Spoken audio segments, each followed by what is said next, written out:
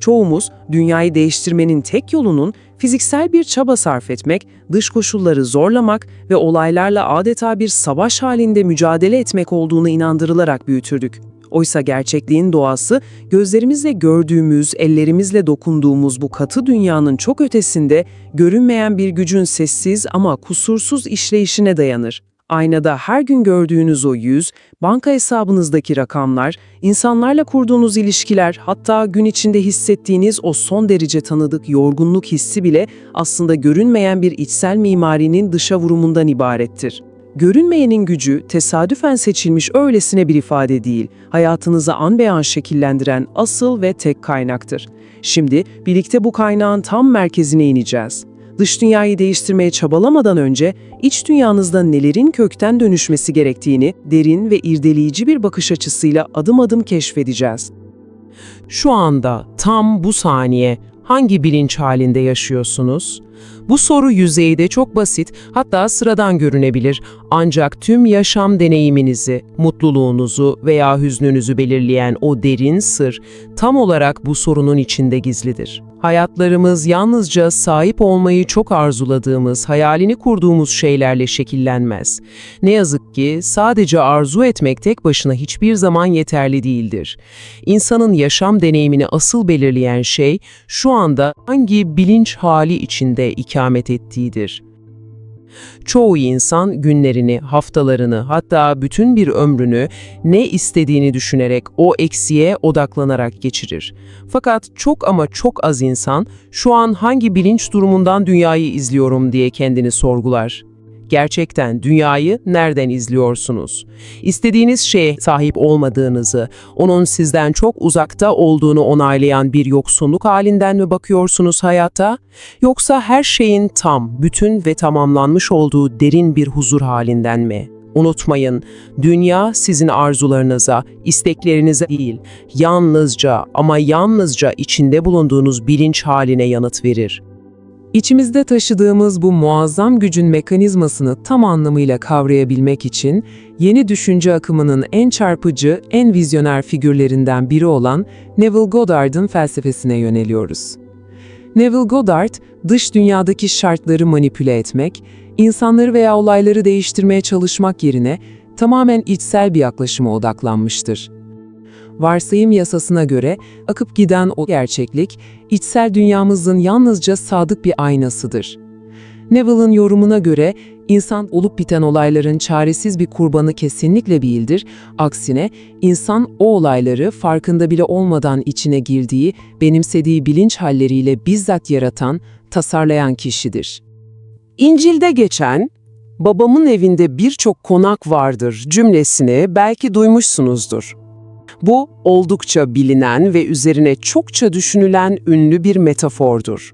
Ancak Neville Goddard'a göre bu sözlerin ifade ettiği şey, ölümden sonra gökyüzünde, bulutların üzerinde gidilecek mekanlar değildir. Neville'ın o derin sembolik yaklaşımı doğrultusunda düşündüğümüzde bu konaklar aslında insan zihninin sonsuz kapasitesini, yani evrende hali hazırda var olan sayısız bilinç halini temsil eder. Her bir konak bambaşka bir kimliği, farklı bir yaşam deneyimini, yepyeni bir inanç ve duygu bütününü ifade eder. Yani siz şu anda kendi bilincinizin o devasa, uçsuz bucaksız malikanesinde istediğiniz an bir konaktan diğerine geçme özgürlüğüne ve kudretine sahipsiniz. Seçim tamamen size ait. Evrende var olabilecek, aklınıza gelebilecek her türlü durum, bir bilinç hali olarak şu an halihazırda mevcuttur. Fakirlik, muazzam bir zenginlik, kusursuz bir sağlık veya derin bir yalnızlık, tüm bu ihtimaller aynı anda vardır. Çoğu insan, gün içinde bu sonsuz seçenekler, bu sonsuz konaklar arasında hiçbir kontrolü olmadan sürüklenir durur ve aslında hangisinde kalıcı bir kiracı olduğunu hiç sorgulamaz.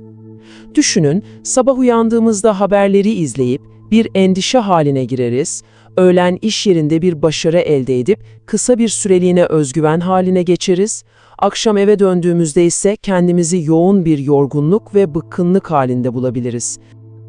Peki, ama başından beri sürekli bahsettiğimiz bu bilinç hali tam olarak nedir? Bilinç hali, Dünyayı deneyimlediğimiz, hayata baktığımız, tutumlar ve derin kabullerden oluşan içsel ikametgahımızdır. Zihninizin evidir. Bir inançlar bütünü, dünyayı yorumladığınız bir mercektir. Burada şunu çok kesin ve net bir şekilde kavramak gerekiyor. Hissettiğiniz hiçbir duygu sizin öz kimliğiniz, yani siz değilsiniz. Siz kaygı değilsiniz. Yalnızca kaygı adı verilen bir bilinç halini bir süreliğine ziyaret ediyorsunuz. Siz başarısızlık değilsiniz.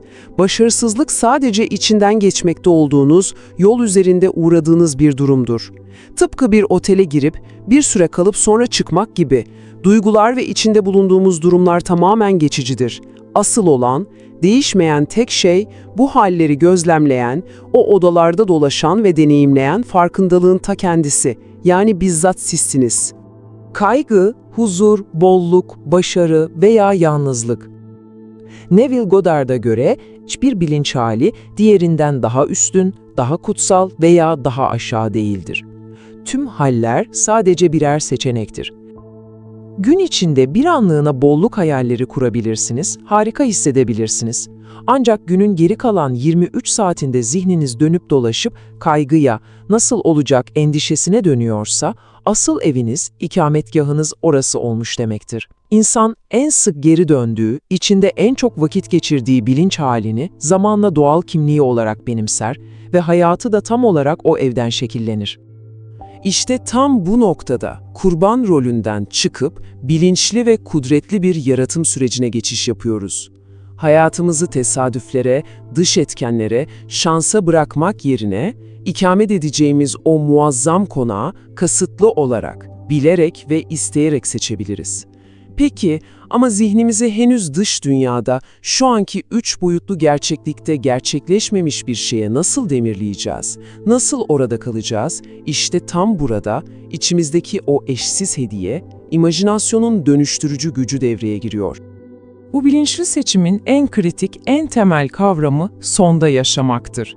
Sonda yaşamak ne demektir? Arzunun gerçekleştiği bilinç halinden hissetmek, o halden düşünmek ve tam olarak o kişi olarak var olmaktır.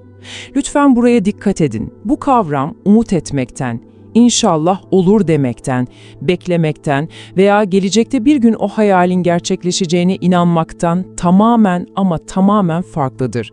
Eğer bir şeyi umut ediyorsanız ona şu an sahip olmadığınızı, aranızda bir mesafe olduğunu onaylıyorsunuz demektir. Sonda yaşamak ise arzuladığınız şeyin hali hazırda tam şu saniye sizin olduğunu, şu anda çoktan gerçekleşmiş olduğunu, şimdiki zamanda kesin bir dille ve sarsılmaz, derin bir dinginlikle kabul etmektir. O sonuca ulaşmışsınızdır artık. O sondan düşünürsünüz. Dünyaya o sonun içinden dışarıya doğru o güvenle bakarsınız. Başlangıçta yepyeni bir bilinç haline geçmek, hiç alışık olmadığınız bir duruma bürünmek insana oldukça garip, tuhaf, hatta tamamen gerçek dışı gelebilir. Zihniniz size "kime yalan söylüyorsun?" diyebilir. Neville Goddard bunu çok güzel, çok anlaşılır bir metaforla, yeni bir takım elbise örneğiyle açıklar. Yeni, çok şık, belki de hayatınızda giydiğiniz en pahalı takım elbiseyi giyip sokağa çıktığınız o ilk günü düşünün. Adım atarken herkesin size baktığını, elbisenin üzerinizde yepyeni olduğunu herkesin anladığını sanırsınız. Kendinizi o kıyafetin içinde biraz emanet, biraz tuhaf hissedersiniz. Yeni bir bilinç hali de tam olarak böyledir. Başlangıçta bolluk veya başarı içinde olduğunuzu varsaymak size sahte gelebilir, içinize sinmeyebilir. Ancak o yepyeni takım elbiseyle her gün yürümeye devam ederseniz, o hali inatla giyerseniz, bir süre sonra o kadar alışırsınız ki üzerinizde olduğunu, bir zamanlar ona yabancı olduğunuzu bile unutursunuz. Yeni bilinç hali de tekrar edildikçe sıradanlaşır, sizin doğanız haline gelir, doğallaşır. Peki, bu yeni takımı üzerimize tam olarak oturtabilmek, o yeni kimlikle bir olabilmek için ne yapmalıyız? Tezahürün 3 ana ayağı vardır. Bunları birbirinden bağımsız adımlar olarak değil, birbirini besleyen, bir bütünü oluşturan sac ayakları olarak düşünün. İlki imajinasyon, yani zihinde canlandırmadır. Olasılığı zihinde görmektir. İkincisi, bilincin telkine en açık, en alıcı olduğu zaman dilimi olan, uykuya benzer gevşemiş halde yapılan çalışmalardır. Bedeninizin uykuya daldığı ama zihninizin uyanık olduğu bu derin gevşeme anında arzunuzun zaten gerçekleştiğini, çoktan bittiğini ima eden çok kısa bir sahneyi zihninizde yaşarsınız, dışarıdan izlemezsiniz, bizzat içinde olursunuz. Üçüncüsü ve en kritiği ise doğallık hissidir. Zihinde canlandırma yalnızca anlık bir heves, bir kaçış veya bir hayalperestlik olarak kalmamalıdır. O yeni gerçekliğin son derece doğal, sıradan ve tam anlamıyla size ait olduğu hissine dönüşmelidir. Doğallık hissi, tohumun toprağa düştüğünün, işin tamamlandığının en büyük, en kesin kanıtıdır. Tüm bu anlattıklarımızın, zihinde yapılan bu çalışmaların asıl amacı, gün içinde birkaç dakikalığına iyi hissetmek, geçici hisler yakalamak değildir. Asıl amaç, öz benlik algısını, yani kendinizi tanımlama biçiminizi kökten dönüştürmektir. Değişmesi gereken dışarıdaki insanlar, koşullar veya ekonomi değildir. Değişmesi gereken yalnızca ve yalnızca sizin kendinizi iç dünyanızda kim olarak bildiğinizdir. Siz içeride dönüştüğünüzde, evren bu yeni kimliğe uyum sağlamak, onu size fiziksel olarak sunmak için derhal harekete geçer. Bu dönüşümü daha net, daha berrak görebilmek için eski kimlik ile yeni kimliği yan yana koyup karşılaştıralım. Eski kimlik huzursuzdur. Sürekli arzum ne zaman gerçekleşecek, nerede kaldı, yanlış bir şey mi yapıyorum diye sorarak dış dünyayı didik didik eder, kanıt arar. Bu sorular aslında var olan bir isteğin değil, derin bir yoksunluk halinin dışa vuran çığlıklarıdır. Oysa sonda yaşayan yeni kimlik sarsılmaz, derin bir dinginlik içindedir. O zaten sahip olduğu, kendisinin olan bir şeyin ne zaman geleceğini sormaz. Kendi adınızın ne olduğunu gün içinde durup dururken kendinize sorup şüpheye düşer misiniz? Acaba adım gerçekten bu mu der misiniz? Hayır, çünkü bu kesin bir gerçektir, sorgulanmaz. Yeni kimlikte arzusu konusunda aynı bu şekilde sakin, kendinden emin ve zerre kadar şüphe barındırmayan bir güven içindedir. O şey artık onundur. Peki bu dönüşüm süreci nasıl işler ve tam olarak ne kadar sürer diye soruyor olabilirsiniz. Başlangıçta eski alışkanlıklar, eski inançlar ve yeni varsayımlar arasında bir bocalama yaşanır. Geçiş sürecinde eski düşünceler zihninizi yoklamaya devam edebilir, zihin mantık arayabilir, şüphe üretebilir. Bu son derece doğaldır, kendinize kızmayın. Çünkü yıllardır beslediğiniz bir zihinsel yapı bir gecede sihirli değnekteymiş gibi yok olmaz. Ve en sonunda pratikle o doğal hal dediğimiz zirveye ulaşılır. Burada vurgulanması gereken en hayati şey şudur, varsayım yasasına göre bu sürecin kesin formüle edilmiş bir gün sayısı yoktur. 21 gün, 30 gün gibi kurallar yoktur. Süre, kişinin zihinsel direncine, eski alışkanlıklarının ne kadar köklü olduğuna ve zihni kaydığında yeni hale dönme konusundaki kararlılığına göre değişir. Önemli olan zihniniz eski, endişeli yerine her kaydığında sizin onu şefkatle, nazikçe ama kararlılıkla yeniden seçtiğiniz o yeni bilinç haline döndürmenizdir. Varsayalım ki yıllardır arzuladığınız o muazzam kariyere, o bolluğa veya o huzurlu yaşama şu an zaten sahipsiniz. Bu sabah yatağınızdan o kişi olarak uyansaydınız, banyoya gidip aynaya baktığınızda kendinizi nasıl görürdünüz? Duruşunuz nasıl olurdu? Çevrenizdeki insanların davranışlarını, olayları nasıl yorumlardınız? Hayattan ne beklerdiniz? İç dünyanızda, sessizlikte kendi kendinize konuşurken kullandığınız kelimeler ne olurdu? Zaten başarılı ve huzurlu biri gün içinde ya olmazsa ya her şey ters giderse diye bir iç konuşma yapar mı? Tabii ki hayır. Bu sorularla düşündükçe, dünyayı bu pencereden izledikçe eski benliğinizi arkanızda bırakırsınız. Siz iç dünyanızda bu muazzam değişimi sessizce gerçekleştirdiğinizde ve yeni bilinç halinizi benimsediğinizde dış dünyadaki fiziksel gerçeklik, bu yeni içsel düzene uyum sağlamak, kendini yeniden organize etmek zorunda kalır. Bunun başka bir alternatifi yoktur. Şimdi dış dünyanın bu yeni duruma nasıl uyum sağladığına, bu işleyişin dinamiğine yakından bakalım. İç dünya ve dış dünyayı birbirinden ayıran temel prensip şudur, bunu çok iyi anlamamız gerekiyor. İç dünya geleceğin tohumudur, her şeyin filizlendiği birincil, yegane nedendir. Dış dünya, yani şu an 5 duyunuzla deneyimlediğiniz Gerçek sandığınız o fiziksel gerçeklik ise tamamen gecikmiş bir yansımadır, bir aynadır. O ayna sizin şu anki yeni durumunuzu değil, aylar, belki yıllar boyunca geçmişte içinde yaşadığınız o eski bilinç halinin son kalıntılarını gösterir. Dışarıdaki o anki olumsuz gerçeği reddetmek ve içerideki ideale sadık kalmak, dış dünyayı her zaman ama her zaman düzeltir.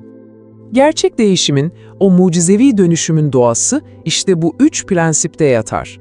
Dış koşulları zorlamak, insanları ikna etmeye çalışmak, enerjiyi tamamen boşa harcamaktır. Asıl olan içsel kimliği, o seçtiğiniz yeni bilinç durumunu zihinde sıkıca, köklü bir şekilde sabitlemektir. Ve tabii ki eski düşünceleri affedip unutmak. Gerçek anlamda affetmek, eski durumu tamamen unutmak, onunla bağ koparmak ve yepyeni olanı kucaklamaktır.